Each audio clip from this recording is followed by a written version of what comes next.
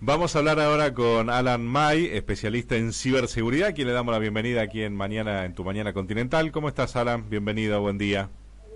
Hola, buenos días. Muchas gracias por recibirme. No, al contrario, gracias a vos por estos minutos aquí al aire de Continental. Bueno, en este mundo en donde nos invade la tecnología, ¿estamos expuestos permanentemente, Alan, a estafas virtuales?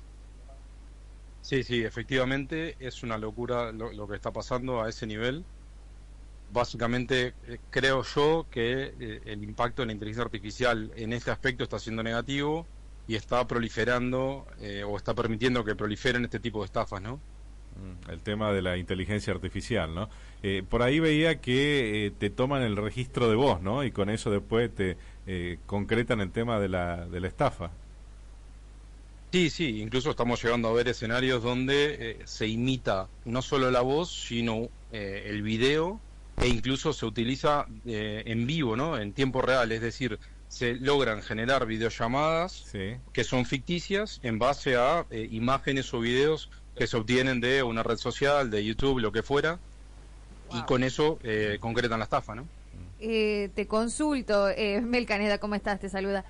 ¿Sabés que estoy recibiendo? Bueno, justo dijiste eso de la voz, y estoy recibiendo llamadas y atiendo y no me contestan. O sea, estoy hola, y llegué a pensar que era una estafa y ya no hablo más, porque me están tomando la voz, digo.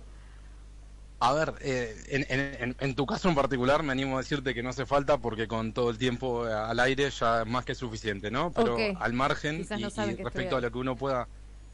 Claro, sí, pero respecto a lo que uno pueda pensar, ¿no? Para cualquier oyente que nos esté escuchando, sí, efectivamente, es decir, no podemos confirmarlo, porque no tengo el caso, digamos, concreto, pero sí, podría estar ocurriendo perfectamente. Es tremendo, ¿no? Y también se conoció esta estafa de que te llega un mail, y avisan que tu tarjeta o préstamo está listo, y de esa manera te vacían las cuentas. Sí, ahí lo que hay que tener en cuenta es que nunca es automático. Lo que se va a hacer es que en base a ese pretexto se va a ir agregando un montón de preguntas o se le va a pedir contexto a la víctima de la estafa, donde la víctima va a terminar entregando una serie de información, de documentación o lo que fuere, que le va a permitir al estafador tener acceso al home banking, por ejemplo, y desde ahí acceder a un préstamo preaprobado o algo así. Ahora, Alan, con este escenario que estás planteando, obviamente por el tema de la tecnología, que estamos tan expuestos a este tipo de estafas, ¿con qué herramientas contamos para poder protegernos de estas situaciones? Bueno, es una muy buena pregunta, porque estamos volviendo en alguna medida a una cuestión casi que del pasado, ¿no? Yo siempre digo que el FBI en octubre emite un comunicado para alertar sobre los usos malintencionados de la inteligencia artificial a este respecto, y cuando uno ve las recomendaciones que hace el FBI, ¿no? Que no estamos hablando ya de que puedan tener algún tipo de precariedad en términos de lo que han investigado o los avances a los que hayan accedido, y básicamente el más importante es tener un secreto con círculos íntimos, con nuestros familiares y demás, tener una frase secreta que nos permita validar que quien está llamándonos, por ejemplo, es quien dice ser, ¿no? Eso ante un evento más de emergencia, donde estén simulando un secuestro o lo que fuere. Pero también en el ámbito, por ejemplo, corporativo, que es el que más abordamos desde Bloca, básicamente estamos viendo, sí, que hay algunos escenarios donde el financiero habla con el director de la compañía para pedir una transferencia urgente o lo que fuera, y era falso, entonces se valida con un secreto, por ejemplo. Ahora, cuando hablamos de este otro tipo de cuestiones donde nos ofrecen algo que es demasiado bueno para ser cierto, empezar a sospechar desde ese lado, ¿no? Una vez hablando precisamente con lo que estabas hablando al último puntualmente, eso de sospechar, una vez un especialista me decía, si es algo que te resulta raro o hasta demasiado beneficioso para vos, siempre lo primero que tenés que hacer es desconfiar y ahí empezar a verificar fuentes. Cuando la limosna es grande. Sí, bueno. Sí, acá volvemos, hay un montón de dichos y de refranes que soportan esto, y yo por eso decía que es esta cuestión de volver a los inicios, ¿no? Esto es un poco el cuento del tío del siglo XXI. Claro. Ese es el concepto en sí, no hay nada nuevo en esto, solo que hay mecánicas nuevas, tecnologías nuevas o lo que sea, que permiten despersonalizar un poco esa estafa o ese delito, ¿no? Con otra facilidad y a otra escala, ¿no? Antes lo tenía que hacer desde la cárcel, hoy no es necesario, hoy cualquiera puede hacerlo y eso es terrible. ¿Quiénes son las víctimas potenciales de esto? Me refiero a un rango etario, ¿no? Esa es una muy buena pregunta. En general, uno tendería a pensar que, un sector más vulnerable es, los adultos mayores. Sí, efectivamente. Sin embargo, no por esto nos tenemos que descansar, ¿no? Creo que, claro, por ejemplo, nosotros en Bloca, una empresa de ciberseguridad, todos nos entrenamos en esto, internamente. Y eso es algo fundamental. Hoy, tener charlas de concientización en las empresas es fundamental, ¿no? Porque desde el administrativa hasta el director general puede llegar a ser víctima de un intento de este estilo. Y en nuestras casas lo mismo. Entonces, creo que un espacio como este, donde estemos al aire hablando de esta cuestión, es súper válido y es un gran paso para empezar a generar cultura sobre esto.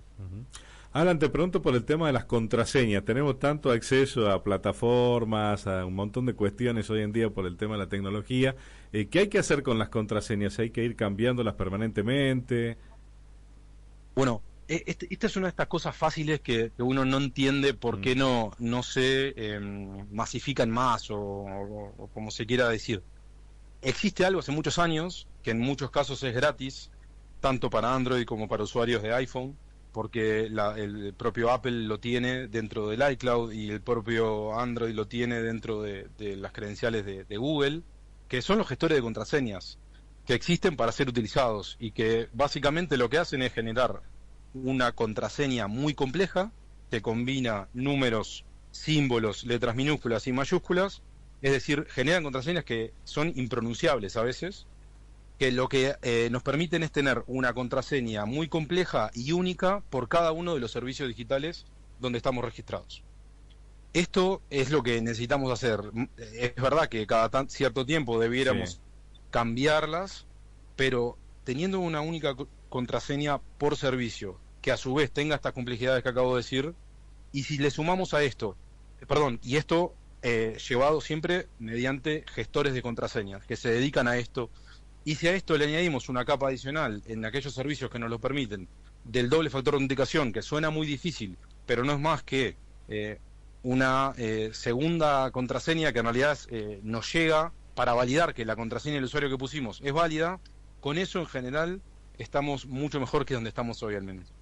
¿Hay mucha gente que utiliza esto o crees que todavía no hay gran parte de la población que lo desconoce? No, efectivamente, el nivel de adopción de esto es muy bajo. Sí.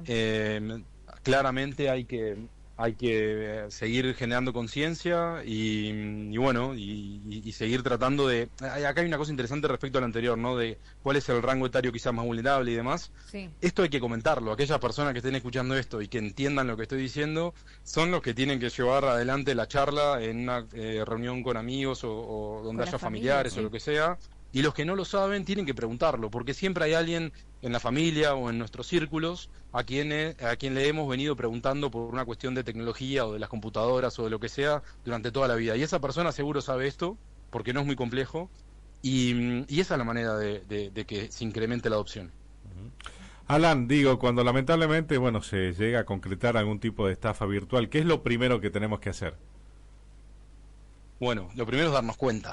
Y eso a veces no es tan fácil, porque si caímos en entregar todos esos datos, entonces por algo fue que caímos y no sabíamos, ¿no? Entonces, una vez que nos damos cuenta, tenemos que identificar cuál es el daño que nos causaron y cuál es el impacto que eso puede tener. Entonces, no es lo mismo si a mí me están robando mi cuenta de WhatsApp, donde tengo que alertar primero a todos mis contactos, que sepan que si yo los contacto, supuestamente, yo entre comillas, ¿no? Sí, sí. Si los estoy contactando para pedirles algo, no soy yo, ¿bien? Entonces tengo que, es un tema porque no tengo el contacto de todos, etcétera, pero bueno, hay ciertos grupos donde puedo pedirle a una persona que yo sé que está en un grupo que avise, ¿no? Entonces, eso es muy importante, porque las estafas de WhatsApp son muy simples, pero tienen un perjuicio enorme porque la gente cae y no se da cuenta que yo no te puedo haber pedido plata a vos prestada con una excusa muy simple y la gente cae. Entonces, ese es un tipo de cosa, perdón, que hay que hacer. Ahora, si lo que me robaron a mí es, o veo que me pidieron un préstamo, bueno, ya es otra cosa, ¿no? Ahí hay que hacer una denuncia, hay que alertar obviamente a la entidad bancaria y hay una serie de recomendaciones que nos van a dar desde la propia entidad.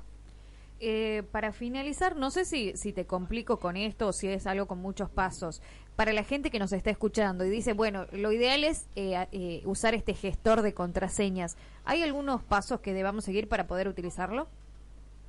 ¿O cómo hacerlo? Bueno, ahí hay, sí, explicar esto por radio. Sí, yo por eso te decía antes, si te complico. Pero, no, sí, no, fuiste muy empática, pero lo aclaro por las dudas, por si no llego a ser claro. Sí. Pero a ver, lo más fácil ahí para tratar de resumirlo es, si uno usa Android y seguramente tenga una cuenta @gmail, sí, googlea gestor de contraseñas, Google, bien, y los pasos vienen dados. Perfecto. En el caso de Apple, es a través de lo que se llama el llavero de iCloud. Bien. En cualquier caso, conceptualmente, para que se entienda, lo que uno hace es, tiene una especie de caja fuerte de contraseñas. Entonces, para entrar a nuestra caja fuerte, lo que yo tengo que tener es una buena contraseña fuerte. Sí. Bien, para entrar a esa caja fuerte, y ahí adentro voy a tener todo el resto de mis registros ya creados. Estos gestores no se usan solo para contraseñas. Uno puede tener, por ejemplo, datos de tarjeta de crédito guardados ahí adentro, documentos importantes y otro tipo de información sensible. ¿Bien? ¿Esto queda respaldado en algún lado por si yo pierdo mi teléfono?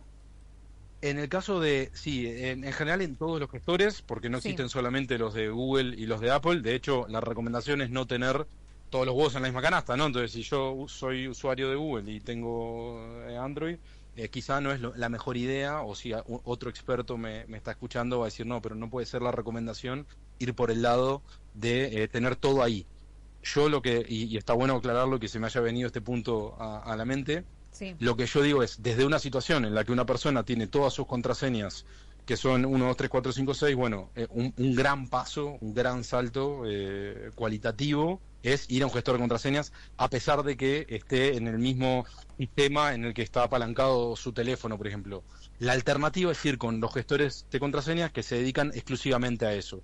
Y hay algunos más famosos que otros, algunos gratuitos como KeePass, algunos de pago como OnePassword y otros, pero todos tienen el mismo concepto, es una gran bóveda a la que uno le tiene que fijar una contraseña compleja y adentro uno va a ir registrando todos sus accesos a los distintos servicios.